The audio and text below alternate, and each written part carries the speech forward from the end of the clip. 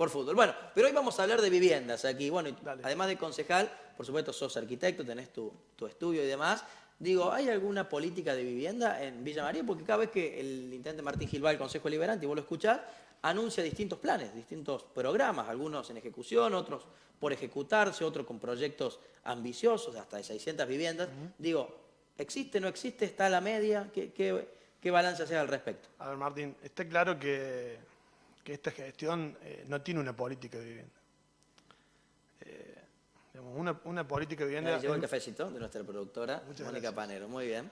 Una política de vivienda implica mucho más que anuncios, y incluso implica mucho más que poder hacer un barrio de vivienda. Eso no es una política de vivienda, termina siendo una herramienta en el caso de la ejecución de un barrio.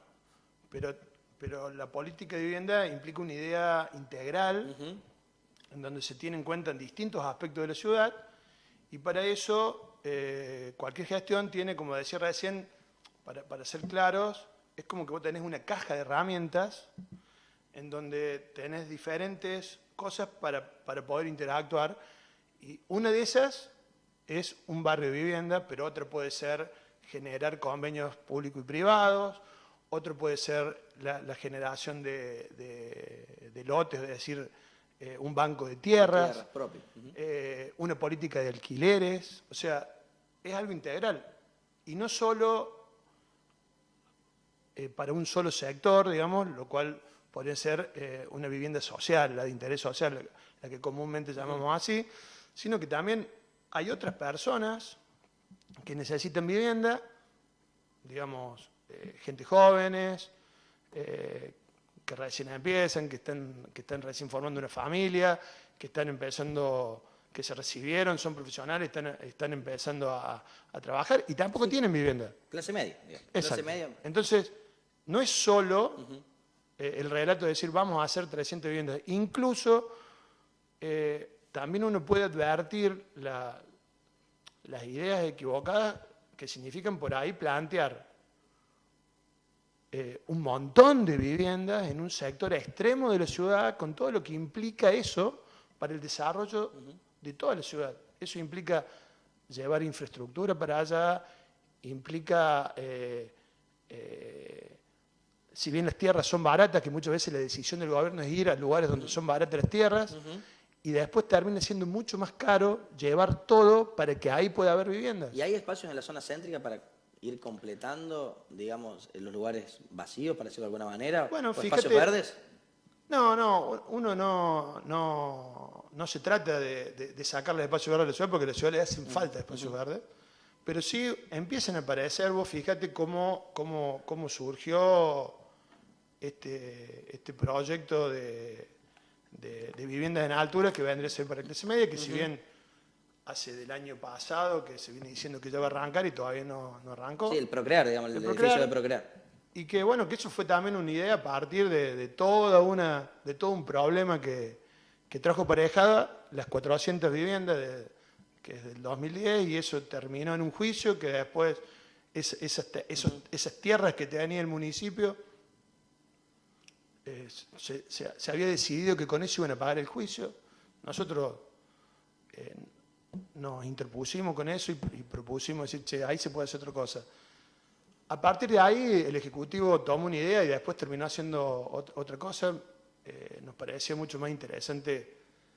A ver, Martín, la vivienda termina siendo una oportunidad para movilizar el rubro de la construcción, que todos sabemos la cantidad de trabajo genuino y directo que este sector motoriza, y además, teniendo en Villa María, es un sector muy fuerte el tema de la construcción. Sí, exacto. Entonces, fíjate vos cómo este tema, que cuando nosotros hacemos las recorridas en distintos sectores de la ciudad, es uno de los tres primeros. Vivienda, seguridad. Vivienda, seguridad. Economía. Bueno, la economía, obviamente que es un tema nacional, ¿cierto? Sí.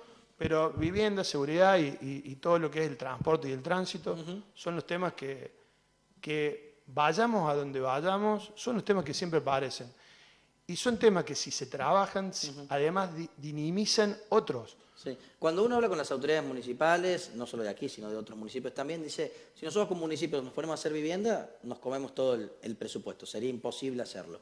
Digo, ¿cómo puede llevar adelante a cabo vivienda o casa o una municipalidad sin comprometer justamente las arcas públicas? Mira, en realidad, creo que esta semana apareció una nota a partir de números del mismo municipio. Siempre en los primeros meses del año aparecen las estadísticas del año anterior sobre obras privadas, los metros construidos. Ahí uno puede advertir que el sector de la construcción, el sector privado de la construcción, el año pasado, ya sea vivienda unifamiliar, o sea, la casa de familia, y multivivienda, que son departamentos, complejos, se hicieron casi 90.000 metros cuadrados.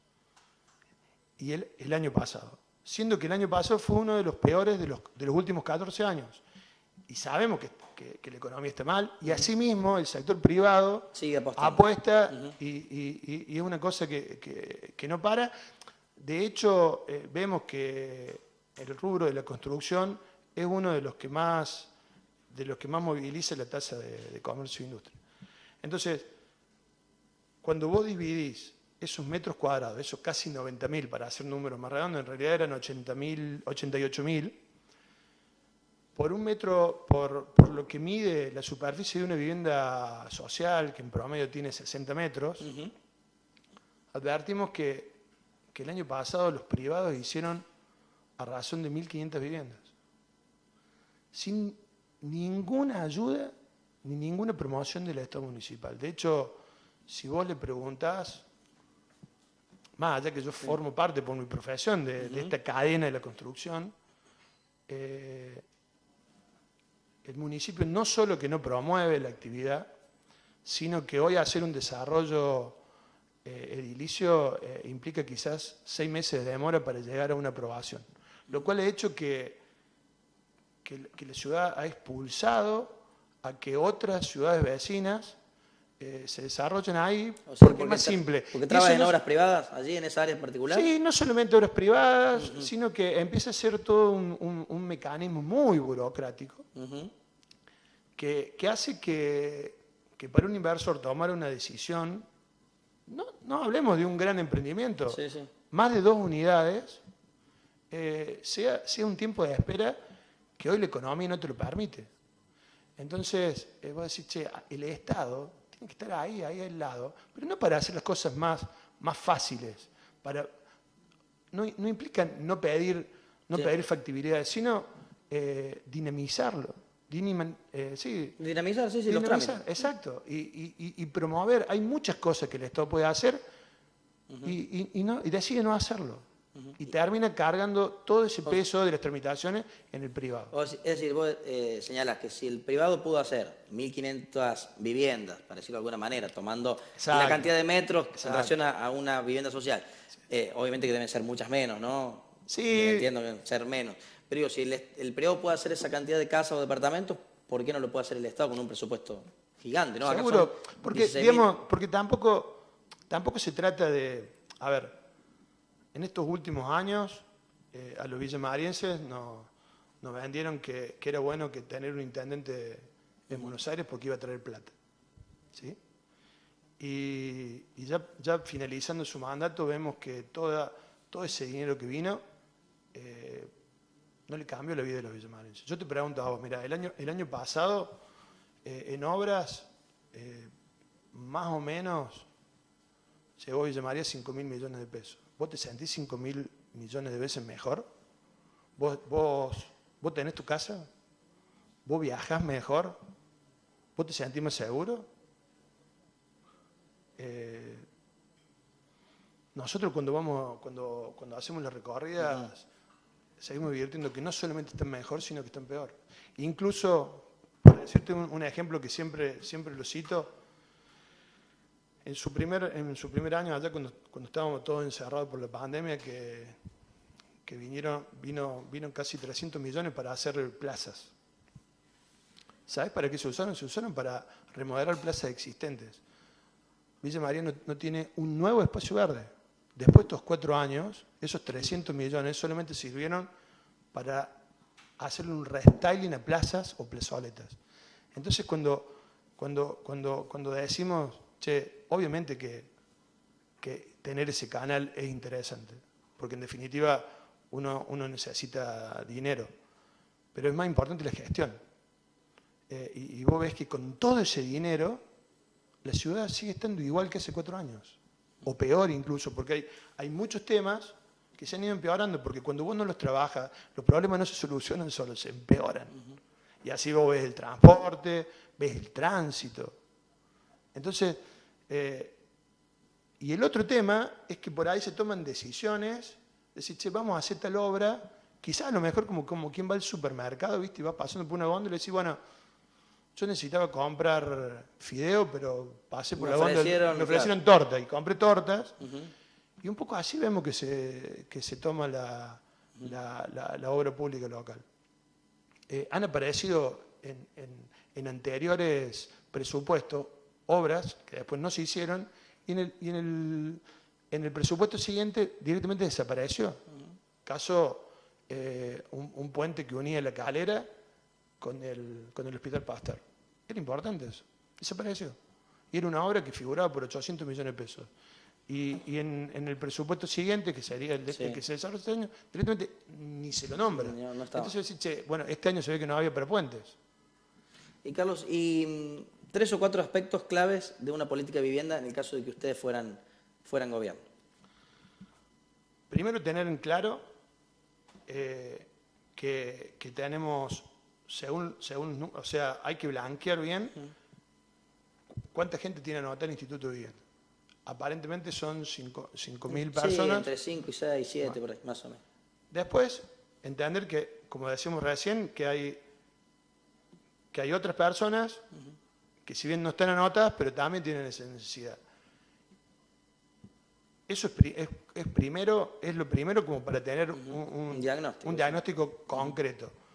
Lo segundo es que vos tenés, hay grupos con los cuales se puede encarar un plan de obras, que pueden tener acceso a crédito o que directamente pueden pagar una cuota. Con esa gente vos podés determinar un tipo de trabajo distinto, un desarrollo distinto. Hay personas que no están bancarizadas, que no pueden acceder a un crédito, obviamente con ellos, pero sí pueden trabajar, por ejemplo. Entonces vos podés formar cooperativas y que se autogestionen y que ellos mismos sean los que van a construir la casa. Eso es un programa. Otro programa es retomar el banco de tierras. Hoy en Villa María se perdió y quedan muy pocos lotes que tiene la municipalidad, que son los que ante cualquier conflicto o un juicio por arreglar se embargan. Sí, claro. ¿Sí?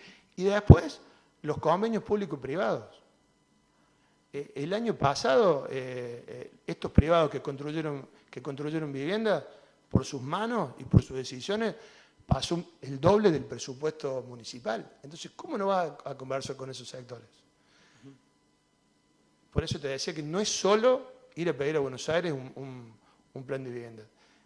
Obviamente después tenés todo un sector, porque es imposible que el 100% de la gente sea propietaria, algunos porque definitivamente no pueden llegar, y otros porque deciden no serlo. También tenés que tener una política de alquileres. Vos tenés viviendas, lo que se llaman en otros lugares, se llaman viviendas asequibles, que tienen que ver con un planteo en función de tus ingresos, un porcentaje destinado a alquileres. Entonces vos ahí empezás a ver que tenés muchas alternativas para trabajar. Y además todo eso, como te decía recién, es un factor que mueve a la economía, genera trabajo genuino. Vos imaginate que en una casa pequeña vos tenés directamente 5 o 6 personas trabajando y cuando te descuidás, todo lo que lo rodea terminan siendo 20 personas que trabajan para hacer una casa. Fíjate todo lo que podemos crecer y todo lo que puede ayudar a la economía local. Bueno, estas charlas me gustan, no solo con Carlos, sino con cualquiera de los dirigentes políticos que vengan, porque estamos hablando de proyectos, de políticas, de ideas, ¿no? En un mundo y en una política argentina donde la chicana, las críticas, las internas dominan la agenda periodística, poder hablar de ideas, de proyectos, está buenísimo y lo vamos a hacer con él y con los distintos candidatos o funcionarios o dirigentes de los distintos partidos. Así que, nada, vamos a hablar y mucho de aquí hasta las elecciones. Todavía no hay fecha, así que... No, no tenemos fecha. Esa es otra cosa. Es otra cuestión, ¿no? Sí. Todavía no sabemos cuándo será. Primero están las provinciales, Sí. que ya estuvimos hablando con Darío el pasado martes, y veremos qué pasa el próximo 25 de junio y luego ya la elección Sí, municipal. seguramente nos encontrará para la primavera. Y más o menos, ¿no? Entre agosto y septiembre, exactamente. Nos va a encontrar trabajando y recorriendo los barrios. Carlos, gracias como siempre por estar con Gracias a vos, nosotros. Martín.